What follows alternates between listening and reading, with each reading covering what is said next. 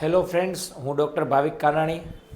આજે આપણે વૈભવભાઈની આડી ડાપણ દાઢ કાઢવાની છે. હું તમને બતાવું છું મોઢાની અંદર, એક્સરેમાં બતાવું છું પહેલાં કે કેવી રીતની એમની દાઢ છે. આ જે ડાપણ દાઢ દેખાય છે ને, પહેલાં આપણે એને આમ આડી કટ મારશું. આડી કટ મારી એટલે આ ભાગ આમ નીકળે અને બીજો ભાગ આમ નીકળી જશે. ચલો પ્રોસિજર ચાલુ કરીએ. પહેલાં મોઢાની અંદર બતાવું છું તમને કે કેવી રીતે હોય. ખોલો વૈભવભાઈ.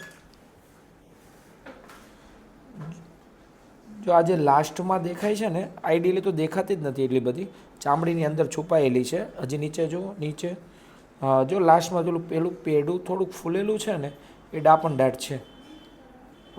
દુખાવો થાય તો કહેજો. હા, આમ જુઓ, દુખે છે? ઓકે.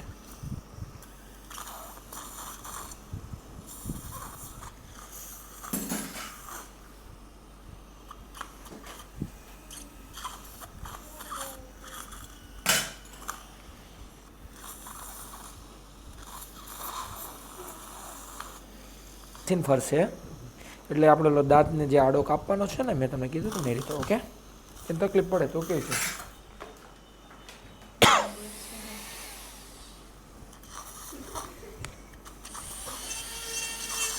અવાજ મશીનનો આવશે, બીજું કંઈ નથી. દાંતનો જે આડો ભાગ છે ને એ સક્સેસફુલી કાઢી દીધો છે. હવે દાંતના મૂળ કાઢશું આપણે. રિલેક્સ. હા,